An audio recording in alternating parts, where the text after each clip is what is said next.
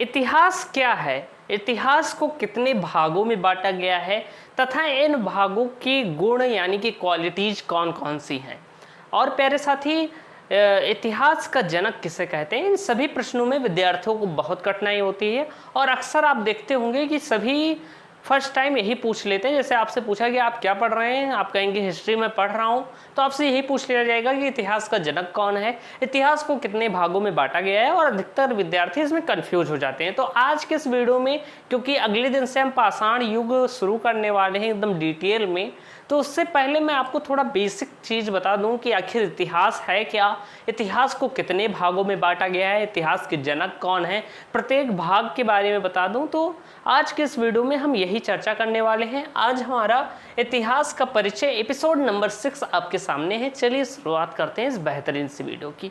प्यारे साथी, अगर हम बात करें कि आखिर इतिहास है क्या, तो इतिहास क्या है कि हम इतिहास को इस तरह डिफाइन कर सकते हैं कि अतीत में बीती हुई महत्वपूर्ण घटनाओं के संग्रह को हम क्या कहते हैं, इतिहास कहते हैं। अतीत में होता है पुराने समय में बीती हुई घटनाओं के जो महत्वपूर्ण घटनाएं हैं उनके क्रमबद्ध तथा तिथिवार वर्णन को क्या कहते हैं, इतिहास कहते हैं। दूसरे शब्दों में हम इस तरह कह सकते हैं कि अतीत में बीती हुई महत्वपूर्ण घटनाओं के क्रमबद्ध तथा तिथिवार यानी कि डेट सहित जो होता है तिथिवार वर्णन को हम क्या कहते हैं, इतिहास कहते हैं। आप लिख सकते हैं। वैसे मैंने पार्ट 1 वीडियो जब बताया था तो उसमें इतिहास का परिचय आपको दिया था कि इतिहास क्या है। तो हम अगर बात करें तो अतीत में बीती हुई महत्वपूर्ण घटनाओं का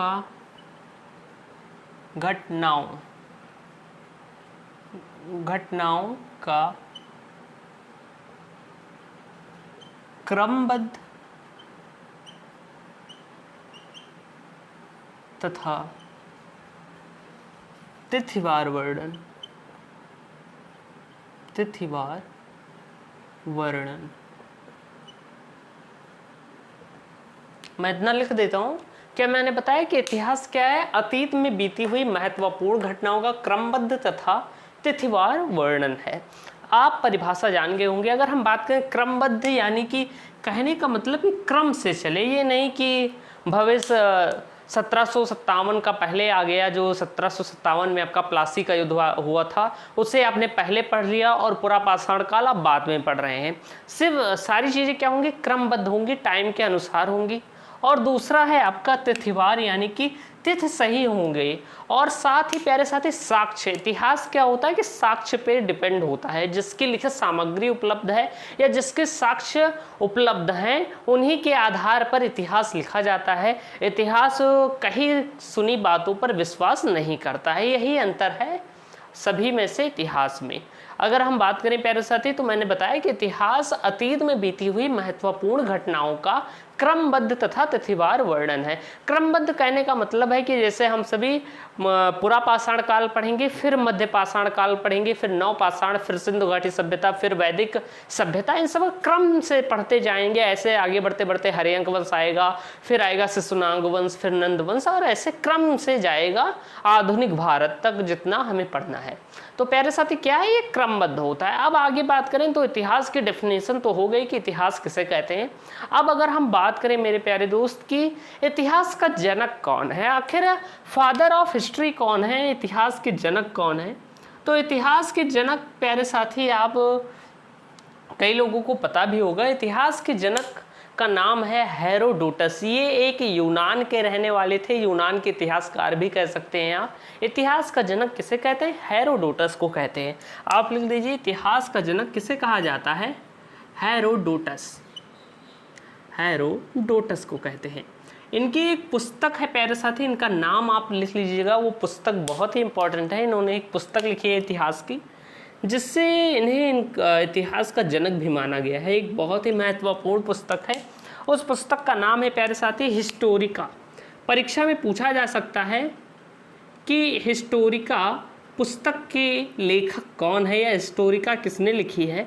तो प्यारे दोस्त हिस्टोरिका हेरोडोटस ने लिखी है और फादर ऑफ हिस्ट्री हेरोडोटस को कहते हैं। ये कहाँ के रहने वाले थे? यूनान के रहने वाले थे।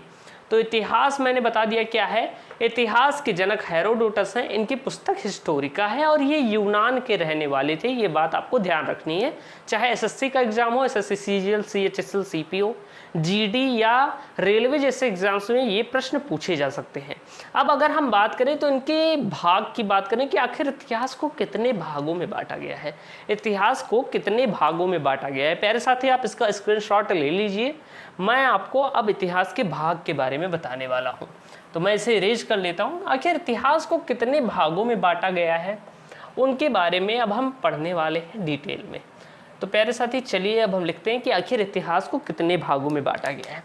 कई विद्यार्थी क्या करते हैं कि जब उनसे पूछा जाता है कि इतिहास के कितने भाग हैं या इतिहास को कितने भागों में बांटा गया है, तो वो बता देते हैं 3 भागों में, प्राचीन, मध्यकालीन और आधुनिक। और ये आप कहेंगे ये बिल्कुल गलत है, क्योंकि इतिहास को इतने भागों में नहीं बांटा गया है। ये जो आप बता रहे हैं ये दूसरे का पार्ट है, वो मैं अभी आपको बताने वाला हूँ।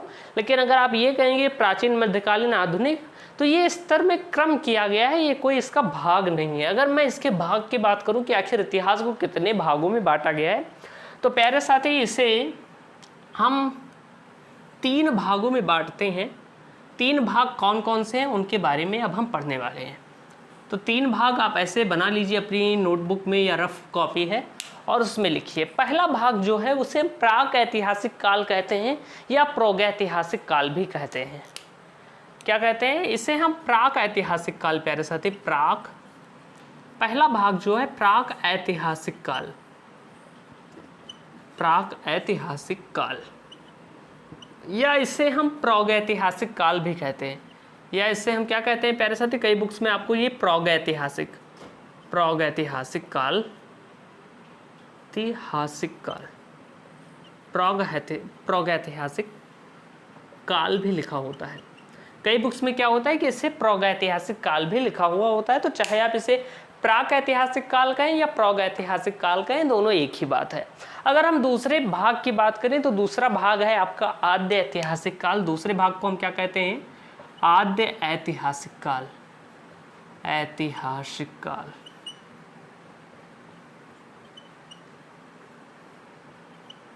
दूसरा पार्ट आपका क्या है प्यारे साथी? आद्य ऐतिहासिक काल। और अगर हम तीसरे भाग की बात करें मेरे प्यारे दोस्त, तो तीसरा भाग आपका है ऐतिहासिक काल।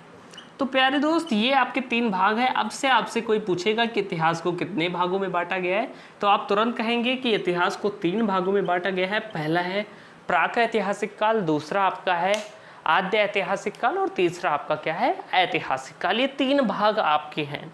अब बात करें कि इनमें डिफरेंस क्या है और इनके बारे में इनके एग्जाम्पल्स भी देखेंगे।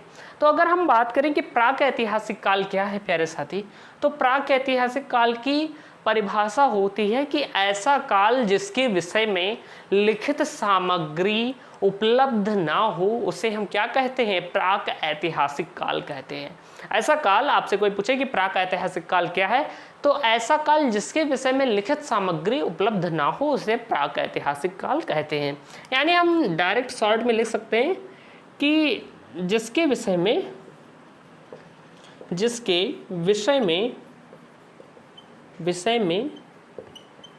लिखित सामग्री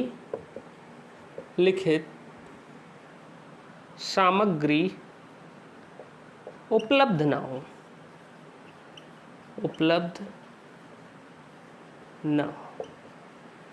हम इसे कह सकते हैं कि ऐसा काल जिसके विषय में लिखित सामग्री उपलब्ध ना हो उसे हम प्राक ऐतिहासिक काल कहते हैं। अब ऐसा क्यों हुआ इसके बारे में मैं थोड़ा आपको समझाऊंगा।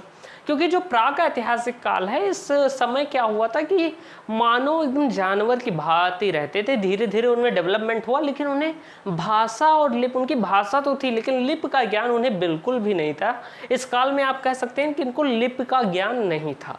तो लिपि का ज्ञान नहीं था तो कोई लिख नहीं पाएगा। लिपि क्या होती है कि जिन चिन्हों के माध्यम से हम किसी भाषा को व्यक्त करते हैं लिखकर, उसे हम लिपि कहते हैं। तो इन्हें लिपि का ज्ञान नहीं था, भाषा का ज्ञान नहीं था, जानवरों की भांति रहते थे, खाना बदोश थे, यानी कि सिर्फ खाने के लिए जीते थे और इन्हें कोई मतलब नहीं था। तो इस काल के मानवों को क्या था कि लिखना आता ही नहीं था, इसलिए इनके लिखित साक्ष्य नहीं मिले, इस काल की लिखित सामग्री नहीं मिली, और इसे हम इसीलिए प्राक ऐतिहासिक काल की कैटेगरी में रखते हैं कि इसके विषय में लिखित सामग्री नहीं है। आप इसके एग्जाम्पल्स देखेंगे तो इसके एग्जाम्पल्स जैसे हो गए पुरा पाषाण काल, जितना पाषाण काल है, चाहे मध्य पाषाण काल हो, नव पाषाण काल हो या पुरा पाषाण काल हो, ये सारे क्या हैं इसी कैटेगरी में आते हैं, प्राक ऐतिहासिक काल की कैटेगरी में, क्योंकि इसके विषय में लिखित सामग्री नहीं उपलब्ध है। तो आप इसमें एग्जाम्पल में लिख सकते हैं कि पाषाण काल, यानी कि जितना पूरा स्टोन एज है वो पूरा किस में आता है प्यारे साथी, मैं आपको जब स्टोन एज पढ़ाऊंगा तो वो इसी का भाग होगा, जो है प्राग ऐतिहासिक काल, या जिसे हम प्राक ऐतिहासिक काल कहते हैं। तो ये हमारा हो गया। अब इसके बाद अगर हम बात करें आद्य ऐतिहासिक काल की, जो दूसरा भाग था वो क्या था, आद्य ऐतिहासिक काल था, यानी कि इसके विषय में लिखित सामग्री तो उपलब्ध थी लेकिन हम इसे पढ़ नहीं सकते, यानी कि इसके लिपि का अध्ययन नहीं किया जा सकता, इसलिए इसे आद्य ऐतिहासिक काल कहा गया। यानी हम लिख सकते हैं प्यारे साथी कि इसके विषय में लिखित सामग्री उपलब्ध है, लिखित सामग्री उपलब्ध है, परंतु उसे पढ़ा नहीं जा सकता, उसे पढ़ा नहीं जा सकता, यानी कि इसे अभी डिकोड नहीं किया जा सका है कि आखिर वो क्या लिखा हुआ है। तो लिखित सामग्री उपलब्ध है परंतु उसे पढ़ा नहीं जा सकता, तो इसे आद्य ऐतिहासिक काल की कैटेगरी में रखा गया कि एक ऐसा काल जिसके विषय में लिखित सामग्री तो उपलब्ध है, यानी कि हम कह सकते हैं कि जो प्राक ऐतिहासिक काल था इससे ट्रांसफर हुआ आद्य ऐतिहासिक काल में। क्या हुआ कि उन्हें लिपि का ज्ञान हुआ, उन्होंने लिखा, लेकिन उन्होंने क्या लिखा पता नहीं, किस तरह लिखा, किन चिन्हों की मदद से लिखा कि उसका ज्ञान हमें नहीं हो रहा और हम उसे पढ़ नहीं पा रहे आखिर क्या लिखा है। तो इसे हमने आज ऐतिहासिक काल की कैटेगरी में रखा। अगर आप इसके एग्जाम्पल्स की बात करें तो आप सिंधु घाटी सभ्यता देख लीजिए। सिंधु घाटी सभ्यता की जो साक्ष्य हैं वो उपलब्ध तो हैं लेकिन उन्हें पढ़ा नहीं जा सका है, उन्हें हम पढ़ नहीं सकते। जो स्तंभ लेख या कुछ भी प्राप्त हुआ है, जो वहाँ के ग्रंथ प्राप्त हुए हैं भोजपत्र में या ताड़ के पत्र में जो लिखे हुए थे, उन्हें हम पढ़ नहीं सके हैं। तो जब हम उन्हें पढ़ नहीं पाए तो उससे हमने कहा कि ऐसा काल बना देते हैं जिसके विषय में लिखित सामग्री उपलब्ध है लेकिन हम इसे पढ़ नहीं सकते। तो आप इसे कह सकते हैं कि सिंधु घाटी सभ्यता इसका सही एग्जाम्पल होगा कि यहाँ क्या अभी तक हमने जो लिखित सामग्री मिली है उसे हम पढ़ नहीं पाए हैं, तो हम इसे इंडस वैली सिविलाइजेशन जो पूरी थी, चाहे वो हड़प्पा हो, मोहनजोदड़ो हो, चंद्रहुदड़ो हो, सारी सभ्यताएं इसी में आती हैं। तो सिंधु घाटी सभ्यता इसके एग्जाम्पल है। इसके बाद अगर हम बात करें ऐतिहासिक काल की, तो प्यारे साथी ऐतिहासिक काल जो हम मुख्यतः तौर पर पढ़ने वाले हैं, ये तो हम 3-4 वीडियो में ख़त्म कर देंगे पूरा, फिर हम मुख्य रूप से ऐतिहासिक काल को ही पढ़ेंगे। तो ऐतिहासिक काल कैसा काल है कि ऐसा काल जिसके विषय में लिखित सामग्री उपलब्ध हो और उसे पढ़ा भी जा सके, यानी कि इस समय के मानवों को लिपि का ज्ञान था और उन्होंने जो कुछ भी लिखा वो हम पढ़ सकते हैं, यानी हमें पता है कि उन्होंने क्या क्या लिखा था।